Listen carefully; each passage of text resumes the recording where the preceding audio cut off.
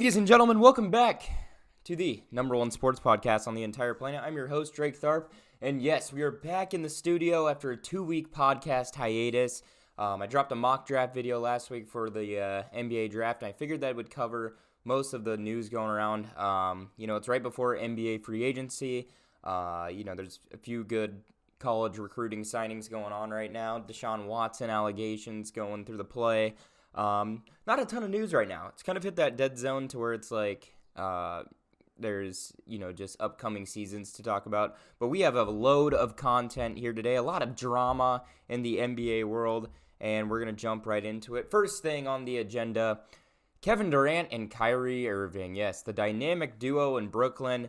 They have stated, if one or the other leaves, they're leaving. Kyrie Irving has, been a part-time NBA player for now the last year. So he was, thinking about leaving. The Lakers caught his attention. Obviously he'd be making a massive amount of less money than he'd be making in Brooklyn. My thoughts on Kyrie and Kevin Durant, here's the thing. Clearly staying is better for one another's legacy, okay? If you have stars in the league like Kevin Durant and Kyrie Irving jumping from team to team every year, it's going to destroy their legacy, and it's going to say, these guys can't lead a team. Personally, I don't think Kyrie Irving can be a number one player on a team and win a championship. That's just me. I think he's a good number. I think he's the best number two in the league. I'll give him that. But Kevin Durant, he's a number one. This is a guy that needs to win a ring. And if he can't do it without jumping from team to team every year, it's going to tarnish his legacy, okay? Leaving teams constantly will only prove they can't build a team and be leaders, okay? That's all it's going to prove here. Money, also, like I stated, is on the table. Kyrie would be losing close to $30 million if he had not picked up his player option here with the Brooklyn Nets and entered free agency. It really seems like building through the draft has become the trend, but maintaining stars is also a trend, and you need to do that in a league, okay? The Raptors kept a lot of their core when they won the title, besides Kawhi Leonard. They kept the same guys around the whole time. And, maintaining stars such as KD and Kyrie, guys who can score pretty much in any ISO situation, will prove faster what they bring to the table. And stars such as their standard cannot be passed around like that every year. And when you're Kevin Durant, arguably the best scorer in the league, you're not a guy that, wants to be team to team every year like a normal free agent fighting for a qualifying offer, okay? Same with Kyrie, okay? No diss to Kyrie. I'm just saying Kevin Durant's the leader on this team, and Kyrie's, the number two. Okay, he's the number two. There's no arguing that. But, leaving, I think that it would only tarnish legacies. Yes, it would be fun to watch. Kyrie maybe going to the Lakers, Kevin Durant maybe switching it up. It's fun. It's entertaining to talk about. But when legacies are on the table here, the smartest decision for both of those guys is to stay in Brooklyn and build. Okay, building through the draft has become the biggest trend in the league. Look at the Phoenix Suns. Look at the Milwaukee Bucks. Teams that build through the draft are deep in the playoffs. Look at the Grizzlies. Okay, so those are my thoughts on that situation. Now it's reported that both of them are staying in Brooklyn for the upcoming season. So that conversation is now over. I really think it shouldn't have been a conversation in the first place. I think that, leaving would both just destroy, legacies, what they think. I mean, Kevin Durant himself is the player in the league who cares about his reputation the most. Okay, he's Twitter activated constantly. He's all over Twitter. Same with Kyrie Irving. Kyrie Irving cares a lot about what people think about him, and that's no diss. I care about what people say to me. I don't take constructive criticism very well, but when I wouldn't call them a diva, but they are divas in a sense when they pretty much go on Twitter fighting every comment what they say about him. So this is the only reason I bring up their legacies is because both of them care about their legacies. And if they argue that, they're wrong. I've seen how they both pan out on Twitter, okay? They chirp and chat all the way around. So those are my thoughts. Staying in Brooklyn, you need to build through the stars and the draft. Boom. Case settled. We'll see what they can do next year in Brooklyn. All right, so free agency just around the corner. I believe it starts on Thursday, right at midnight, I believe. So the top free agents heading into free agency, obviously, You got James Harden, Bradley Beal, Kyrie, all expected to stay with their respective teams. But there's 3 guys on this list here who are not decided in the slightest, and they're big names, okay? Number 1, Jalen Brunson. I believe he's going to the Knicks, okay? He proved to be the Mavericks' pretty much second best player overall, second best scorer next to Luka on the Mavericks. He was probably their, go-to guy besides Luka in the playoffs. Jalen Brunson, I believe he's headed to the Knicks, okay? He's expected now. The odds skyrocketed just about, as we speak 5 minutes ago.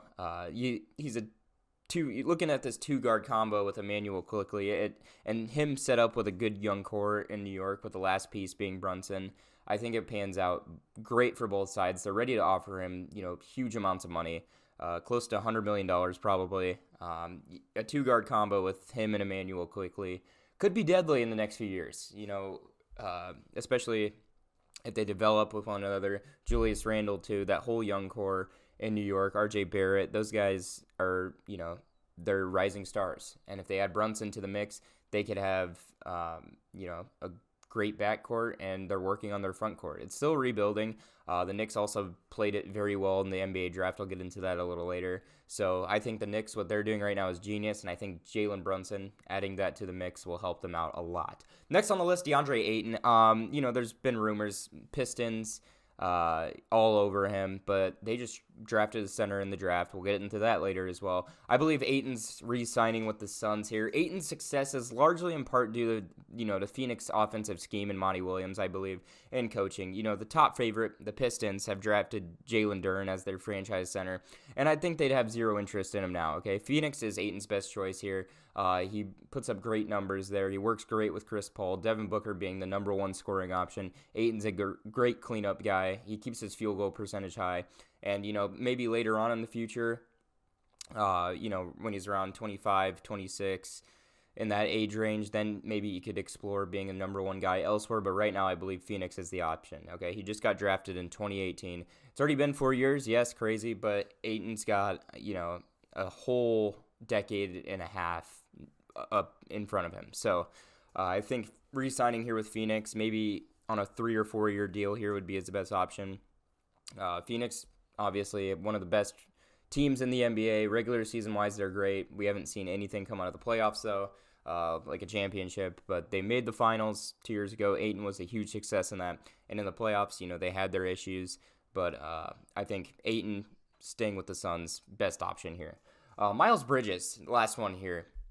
Speaking of Detroit, I think he's headed to Detroit, okay? They're building a young core over there at supersonic speed, picking up 3 instant starters over the last 2 drafts. Cade Cunningham, Jaden Ivey, Jalen Durant. All those guys are instant starters, in my opinion, okay? And missing maybe one more piece being Bridges, okay? They have the money. They can sign him to a max contract.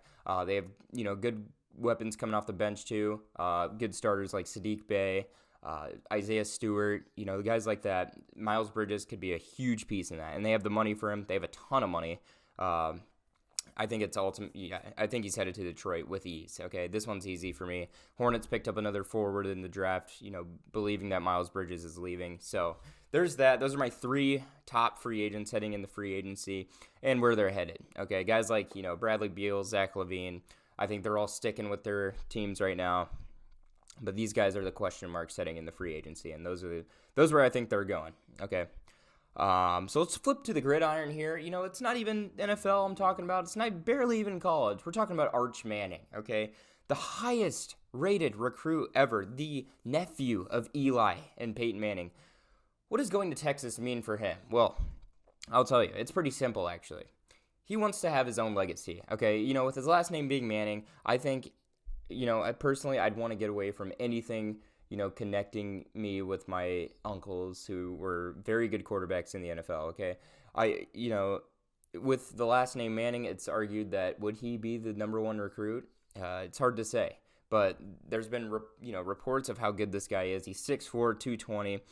He's agile, unlike his brothers who run at a top speed of 3 miles an hour. So he's different than the Manning brothers in that respect, that he's a mobile quarterback. He's a gym rat. He plays basketball. He can dunk. He has the athleticism. He's very conserved. He has his Instagram private, although being the number 1 recruit in the 2023 draft, or the 2023 class of high schoolers heading into college. So highest recruit ever. We'll see if it pans out for Arch Manning here. With the last name Manning, would he be the highest recruit ever? Comment down below. What do you guys think?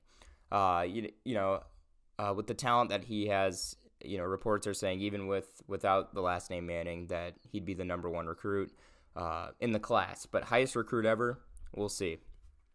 In the finale of the show here, winners and losers of the NBA draft. All right, the NBA draft was very entertaining. Lots of trades, lots of good talent going, to bad teams. So we're going to jump into this. The winners, I'm going to start out with, we're going to go, I think it's this team and then a huge gap and then the next teams for the winners at least. Number one winner, Detroit Pistons. Absolutely.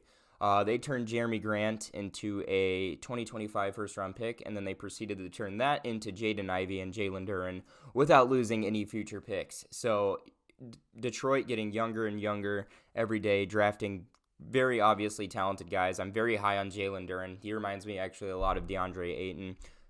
He was an athletic freak at Memphis. And Jaden Ivey himself is just an all-around scorer, great NBA talent. So the Pistons turning a lot, turning Jeremy Grant, basically a guy who's peaked in talent, in my opinion, into two, possibly future superstars in the league.